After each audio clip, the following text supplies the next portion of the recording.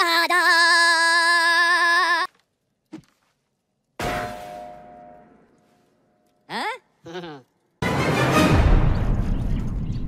आदाब अर्ज़ है दोस्तों, मैं हूं अली आदिल अमान और ये आपका अपना चैनल अदबी कोलाज।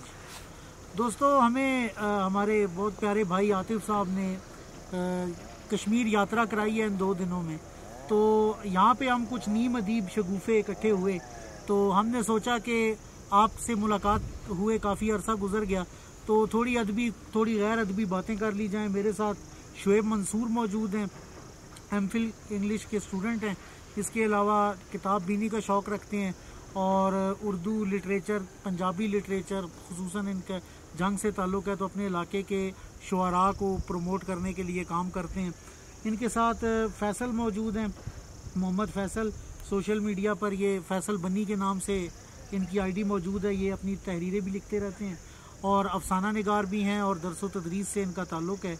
आजकल ये दानिश स्कूल सिस्टम में एज ए उस्ताद पढ़ा रहे हैं और मुस्तकबिल करीब में इनका वहाँ से अटक शिफ्ट होने का प्रोग्राम है। इसके साथ हमारे साथ शकील रज़ा साहब बैठे हैं। ये माशाल्लाह स्टूडेंट हैं और बहुत सी डिग्रियों में ये इन्होंने ये इन्वॉल्व रहे हैं। हमारे साथ इन्होंने एमए इंग्लिश में साथ दिया था। बड़े बाअदब और बाज़ौक़ इंसान है और अब आजकल अटक में ये रिफ़ा कॉलेज के जो है एक कैंपस इन्होंने शुरू किया है और इंशाल्लाह हमारी नेक तमन्नाएं भी इनके साथ हैं। इसके साथ हमारे साथ ऑडियंस में मलिक मुकर्रब साहब मौजूद हैं, आतिफ मौजूद हैं, आसिफ भाई मौजूद हैं।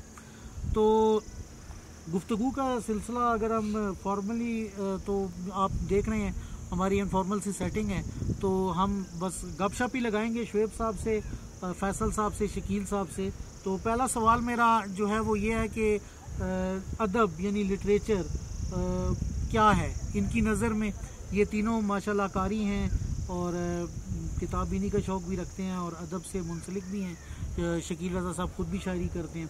तो शुएब साहब से शुरू करते हैं। शुएब साहब, आपकी नज़र में लिटरेचर क्या है? बहुत शुक्रिया आदिल भाई कि आपने ये मौका मुहैया किया। हालांकि मैं सिर्फ एक स्टूडेंट हूँ, कोई अदबी मुअल्लिम नहीं हूँ। किताबी लेवल पे जो मैं पढ़ाया गया लिटरेचर, उसके हवाले से अगर मैं तारीफ़ करूँ तो वो यही कहा जाता है कि mirror of life, representation of life, मतलब ये किताबी डेफिनेशन में पढ़ाई है। और जो पहली डेफिनेशन जो मेरे जहन में रह गई, जो पढ़ी, समझी और समझाई गई, वो एहसन अब्दुल रऊफ साहब की है। तो वो डेफिनेशन मेरे जहन में पहले अगर मैं वो आपको, वो क्लास में आए और उन्होंने लिखा वाइट बोर्ड पे क्लास के सामने कि इट इज़ रेनिंग, बारिश हो रही है। तो फिर वो क्लास से मुखातिब हुए, हाँ मियाँ बताइए ये अदब है क्या? तो वो एक हमिंग साउंड जो है वो क्लास से आ रहा था, मतलब कोई कह रहा था है, कोई कह रहा था नहीं है। तो फिर उन्होंने एक और सेंटेंस लिखा वाइट बोर्ड पे, क्लाउड्स आर वीपिंग, कि बादल रो रहे हैं। उन्होंने कहा मियाँ ये डेफिनेशन है, मतलब an idealised picture of life is called literature. ये मतलब पहले जो मेरे जहन में रह गई। ठीक है जी। अब इस लेवल पे एमफिल के लेवल पे अगर मैं समझूं कि, बल्कि समझ के अगर एक ही सेंटेंस में इसको डिफ़ाइन करना चाहूँ लिटरेचर को, तो वो ये डेफिनेशन मेरी जो होगी ये तालिब इल्माना होगी, मुअल्लमाना नहीं होगी। ये ध्यान में रखिए। तो मैं ये कहना चाहूँगा कि कोई भी लिखत, अफसाना हो, शायरी हो, जो पढ़ने वाले के मुशाहिदाती, तज्ज़ियाती और महसूसाती सलाहियतों को निखार दे, तो वो तहरीर मेरे ख्याल में अदब ही कहलाएगी। बहुत उम्दा। फैसल साहब, ये बहुत अच्छे। अच्छा, मैं शुएब भाई की बात को ये आगे लेके चलूँगा कि जो डेफिनेशन लिटरेचर की हम पढ़ते रहें या समझते रहें, लोग कहते हैं कि ये ज़िंदगी की अक्कासी करती है।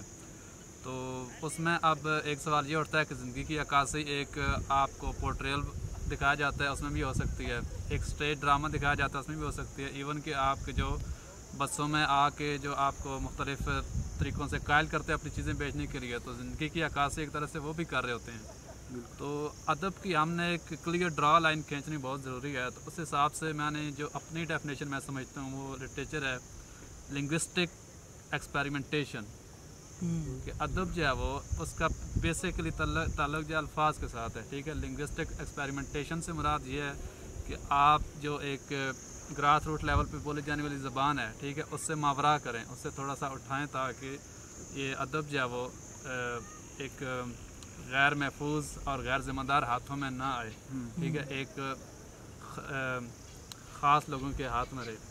तो दूसरी बात यह है कि अब अदब भी कई तरह का प्रोड्यूस हो रहा है, पॉपुलर फिक्शन या लिटरेचर या पोइट्री भी होती है, इस तरह सीरियस भी होती है, ठीक है। तो कुछ लोग इनके दरमियान भी फ़र्क करने में नाकाम रहते हैं। तो उस हिसाब से मैं ये गाइड करूँगा कि आप उस पोइट्री को पोइट्री समझें जिसमें एक जो लफ्ज़ दिया गया है उस पर बहस करने का रूम मौजूद हो, स्पेस मौजूद हो, ठीक है। जैसे इकबाल का शेर है, जो बादा कश थे पुराने वो उठते जाते हैं, कहीं से आबे बकाए दवाम ले साकी, ठीक है। तो यहाँ पे बादा कश का लफ्ज़ भी डिबेट मांग रहा है, ठीक है।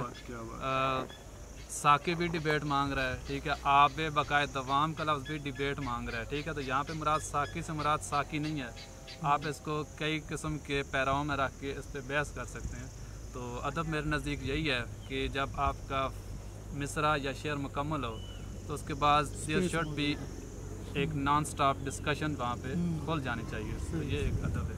एब्सोल्यूट मतलब उसमें से ना निकाला जाए, बल्कि उसमें हाँ रिजिड ना हो, फ्लेक्सिबिलिटी हो, बात करने का रूम मौजूद हो जब आपका अदब कंप्लीट हो। शकील रज़ा साहब, आपकी नज़र में अदब क्या है?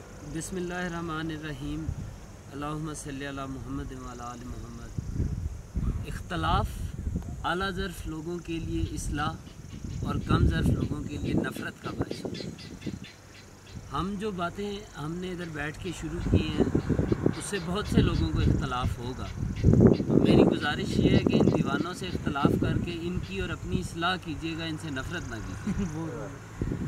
तो आप जैसे लोगों के बीच बैठ के बात करना भी मेरे लिए अल्लाह की तरफ से और आपकी तरफ से दी हुई इज़्ज़त है, और मैं इसके लिए उसका भी शुक्रगुजार हूँ, आप सबका भी शुक्रगुजार। आपका बड़ा पर अदब, अब मैं अपने साइकेट्रिस्ट के पास एक बार बैठा था तो हमारे सामने वो दिमाग का ढांचा पड़ा हुआ था। उन्होंने एक पॉइंटर से मुझे पॉइंट करके बताया कि शायरी और इन्वेंशन दिमाग के इस नुक्ते, वो इधर पीछे वाली साइड पे होता है, वो इस नुक्ते से दिमाग से शायरी और इन्वेंशन का आगाज़ होता है। हाँ, उन्होंने शायरी का नाम मेरी वजह से लिया, नहीं तो वो अदब और साइंस कहते हैं।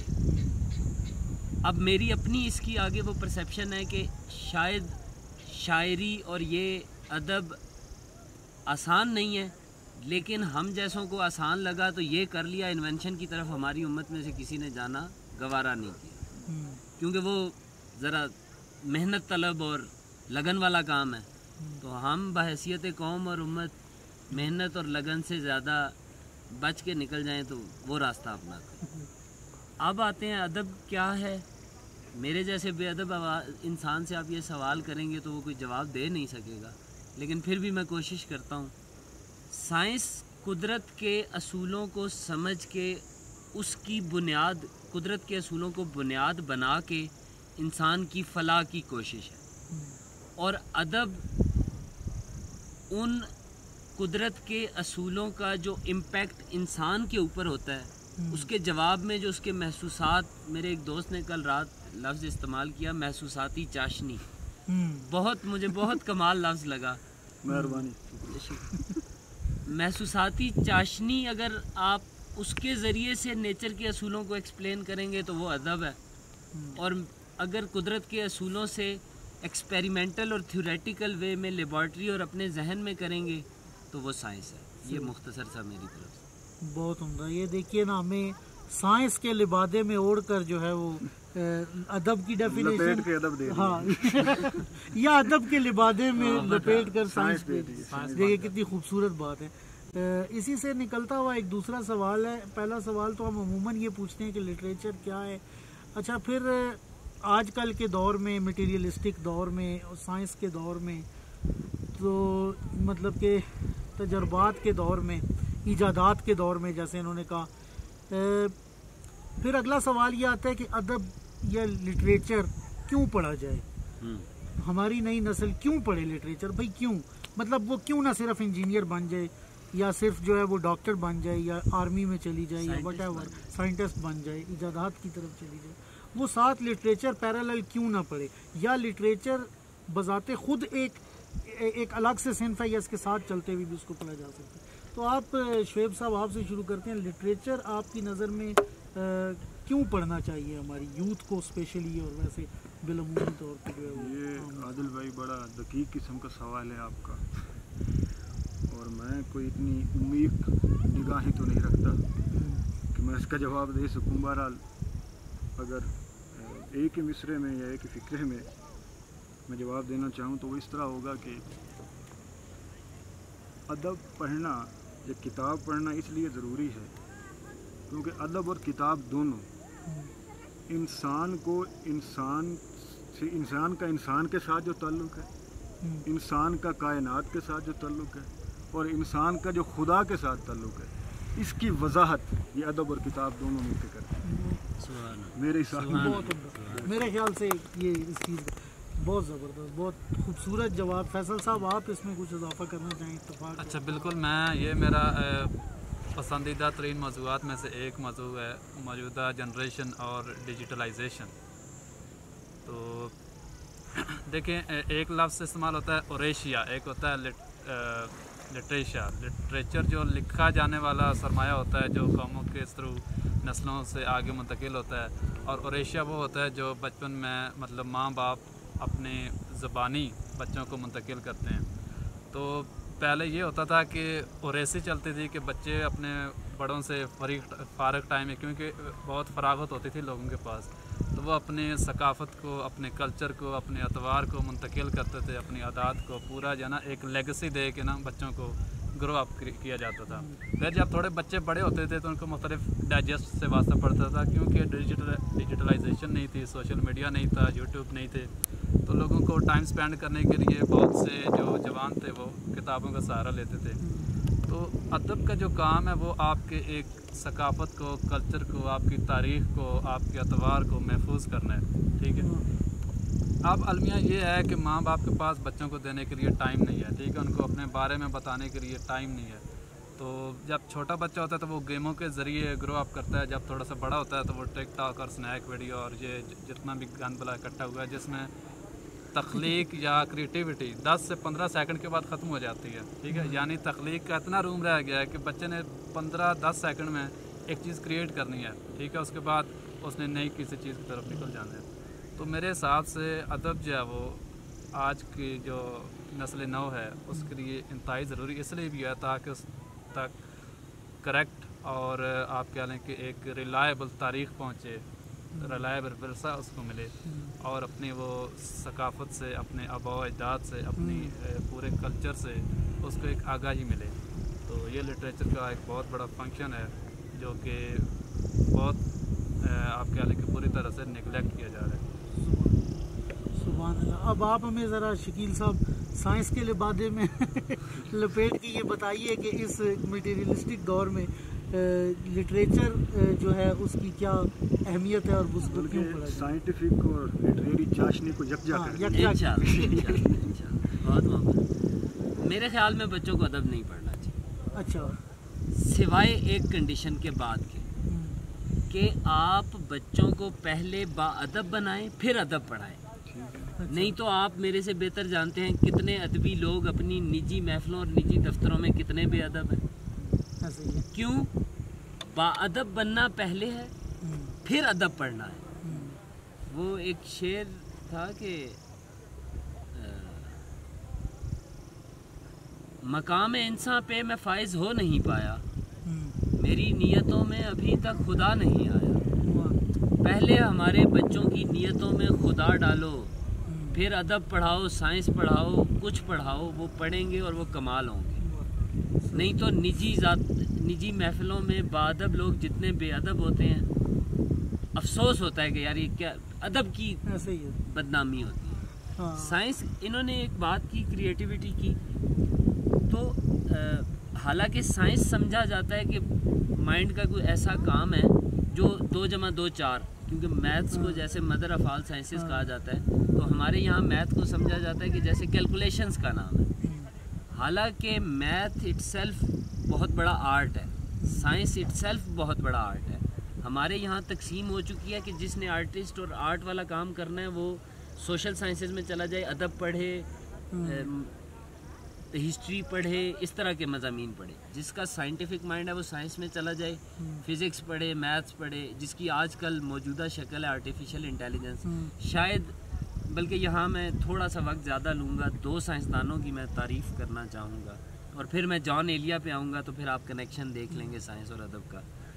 कि न्यूटन पूरी उससे पहले तक की जो ज़माना था उसमें साइंस जो सफ़र तय करके आई थी, न्यूटन ने उसे एक इस्लाही मोड़ दे के साइंस को सीधे रास्ते पे लगाया। पहला जो साइंस को सही मोड़ देने वाला साइंसदान मेरी नज़र में है वो न्यूटन है।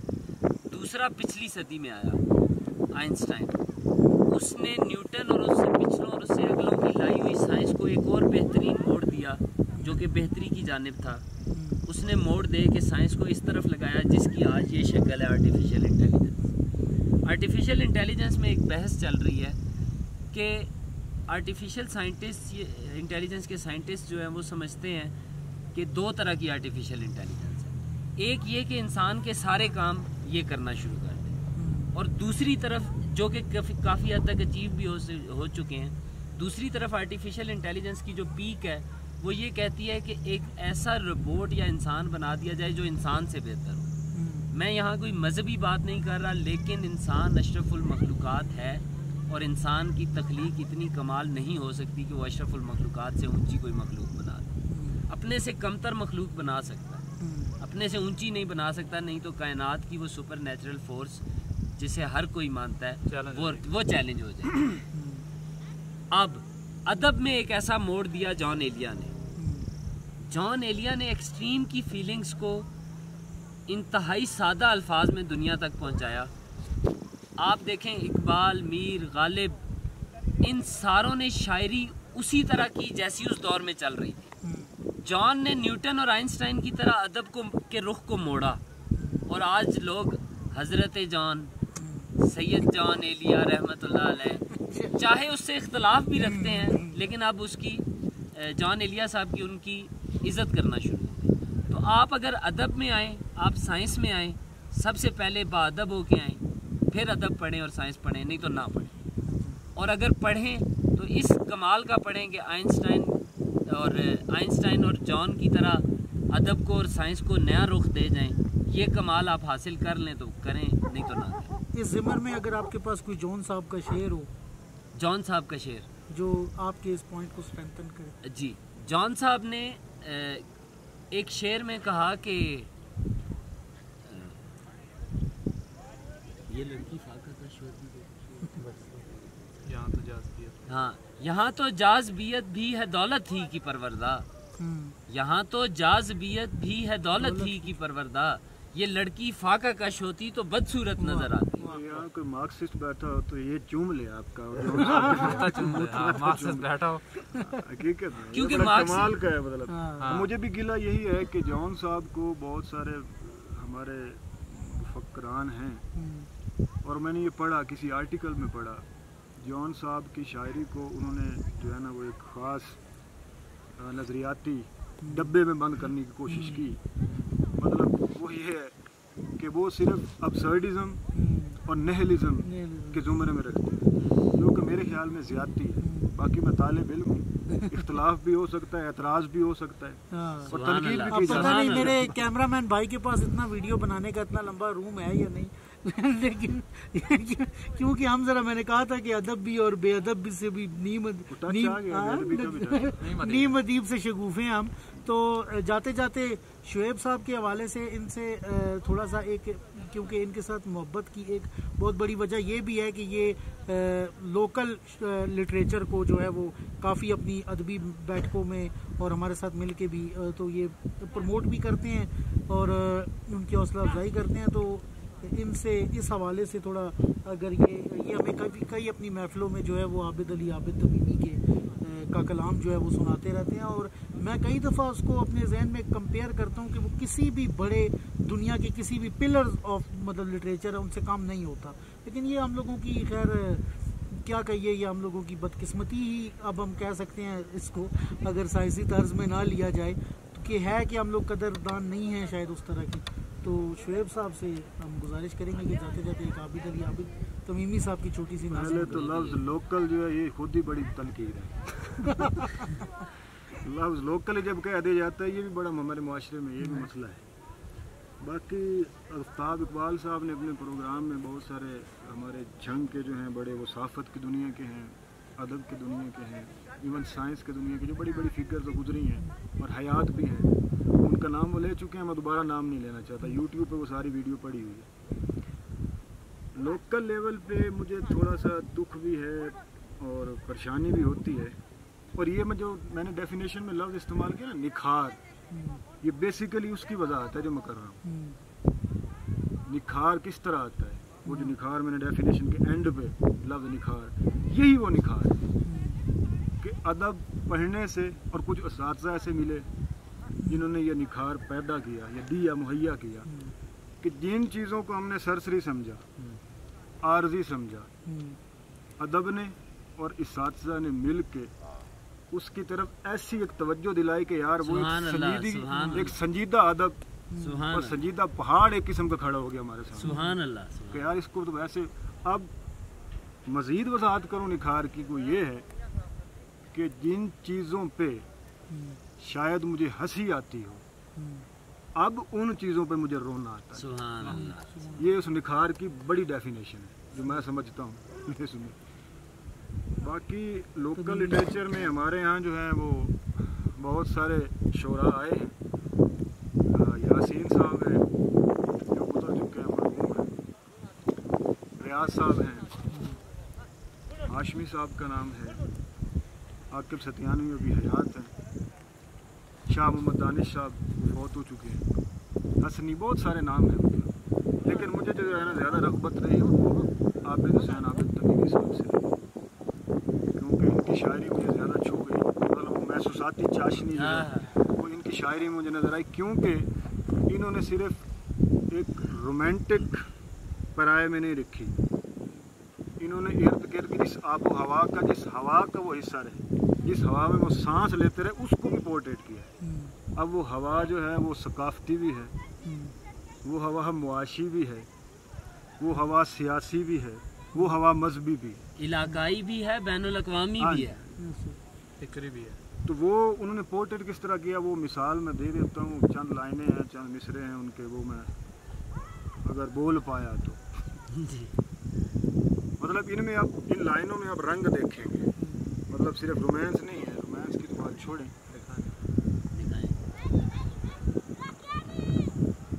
मैं पहले सुनाया भी है आपको। ज़हना विचों प्यार टटोलन लग पई है, अब देख लें ये मतलब रंग। ज़हना विचों प्यार टटोलन लग पई है, मेरी गुंगी सोच भी बोलन लग पई। कित्थों है जंजीर मंगाई है काजी जी, जेड़ी मुजरम दी हथ कड़ी नू खोलन लग पई। अज मिले मजदूर नू पैसे आटे ले, गट खतरी दी तकड़ी तोलन लग पई। ते ओथे तां नहीं हामी कोई गरीबां दा, ये मार्क्सिस्ट को बहुत पसंद आएगा। ओथे तां नहीं हामी कोई गरीबां दा, वैशी दुनिया चन भी फोलन लग पई। अब ये क्या है, ये क्या है, मतलब इसको आप किस बराए में देखेंगे, रिप्रेजेंट कर रहे हैं सारा कुछ। अब चिनियोट और जंग, ये चिनियोट के थे, चिनियोट और जंग की आबो हवा जो है वो डिस्टर्ब रही है। लेट 80s में कर लेंगे, 80s में 90s तक फिर कवारियत के ज़ुमरे में शिया सुन्नी फसादात, उसको भी वो देख रहे थे, तो उस पर उन्होंने क्या कहा, पोर्ट्रेट किस तरह किया। एक मुझे यहाँ पे इजाज़त दी, शिया सुन्नी फसादात की इनके बात की, आप 95% लोगों को उठा के देख लें, हर एक का फ़िरका बाप वाला फ़िरका है। ऐसे ही है, हमने फ़िरके कबूल किए हैं, इस्लाम नहीं कबूल किया। शुएब साहब जारी रखें। इसी चीज़ की वो वजाहत कर रहे हैं कि अब वो आबिद साहब किस तरह देख रहे हैं माहौल को, और उस पर ये बुढ़न इस तरह ये एक चीज़ पाई जाती है। जिंदा इंसान के बेशक जिंदा इंसान के और जिंदा इन्वर्टेड कॉमा में। तो इसको वो इसमें वो फरमाते हैं उस दौर के हवाले से कि एक कसम खुदा दी मिस्र दा शहर नहीं, आओ खरीदो जो इंसान विकदा पे। वाह वाह वाह वाह। एक कसम खुदा दी मिस्र दा शहर नहीं, आओ खरीदो जो इंसान विकदा पे है। ये फिरका बाजी नु नारा बनावन लई मानिया नाल कुरान विकदा। वाह वाह। मेरे वाह मौला से ज्यादा यहाँ हाय हाय होनी चाहिए। मेरे मौला माफी तेरी दा तलबगार हाँ, दुनिया उत्ते जो रिजवान विकदा पे है। आओ खरीदो शरीफो खरीदन दिशे, मस्जिदां विच ईमान विकदा। हाय अब ये तनकीद भी आ गई, कुढ़न भी आ गई। इख्तितामी शेर एक मैं भी सुना। जनाब इख्तितामी शेर जो दुनिया के हालात हो चुके हैं और इन हालात ने अल्टीमेटली सुधरना है, उस पे एक शेर है। जाते जाते आप सबकी कदम बोसी करते हुए कि संवरता हुआ ये जहाने ख़राब देख रहा हूँ, संवरता हुआ ये जहाने ख़राब देख रहा हूँ, मुझे मत छेड़ो कि मैं ख्वाब देख। वाह वाह वाह क्या वाह वाह। इससे ज़्यादा मेरे ख्याल से मेरी बोलने की ज़रूरत नहीं रही। आज हमारे साथ जो साथी हैं उन्होंने इतना ज़बरदस्त ज्यादा ही बोल गए। ज़्यादा नहीं, बहुत उम्दा जनाब। ये हम नीम अदीब शगुफे से बैठे हुए हैं। तो मैं आतिफ भाई से, ये हमारे भाई हैं और ये इन्होंने ये जो है टूर ऑर्गेनाइज किया और हम शुक्रगुजार हैं। हम शुक्रगुजार हैं इनके। इन्होंने ये मेरे हार में इतने खूबसूरत मोती पिरो दिए हैं। तो ये कुछ सवाल करना चाह रहे हैं हमारे कुछ अदबी दोस्तों से। बिस्मिल्लाहिर्रहमानिर्रहीम। सबसे पहले ये टूर तकरीबन 2 हफ्ते पहले अरेंज किया गया। हमारे दफ्तर में बैठे बैठे, क्योंकि आदिल और मैं आमने सामने बैठते हैं, तो इसमें आदिल का बड़ा किरदार रहा। क्योंकि ऐसे मोड़ है 2 हफ्तों में कि कभी मुझे ये लगता था कि मैं पोस्टर लेके जा रहा हूँ, तो कभी मुझे लगता था कि मैं कैंसिल करवा दूँ। हम दो ही रह गए। जी बिल्कुल ऐसा ही है। आदिल साहब की एंड तक बड़ी कोशिश थी कि इस टूर को कंटिन्यू किया जाए। आपसे शोएब भाई तो क्योंकि हमारे कुलीग रह चुके हैं, तो इसलिए अब भी हैं। हाँ हाँ जी इनका भी मरने का इरादा है। डिपार्टमेंट चेंज है, लेकिन ये हमारे ऑफिस में आते रहते हैं, हम बैठते रहते हैं। तो फैसल भाई और शकील भाई, आपसे ये पहली मुलाकात है और बहुत अच्छा लगा माशाल्लाह से। गाड़ी में जो एक महफिल जमी रही, जहाँ पे हमने किसी भी शायर को मिस नहीं किया। वो गालिब से लेके इकबाल और सारे लोगों ने तो गालिब खरीदने का भी इरादा कर यही वो हिद्दत है जो अदब देता है। तो इस दौरान जो है, तो आप यहाँ पे आए, तो आपने ये सारे इलाके विजिट किए। अब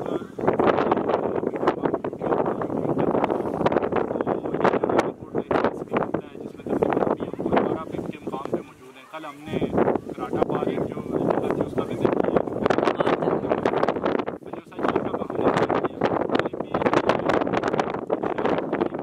मौसमी वजूहात। तो जो आपका कल से लेके अभी तक का सफ़र है, अगर इसको आप कम करना चाहिए, कोई कमी होता है या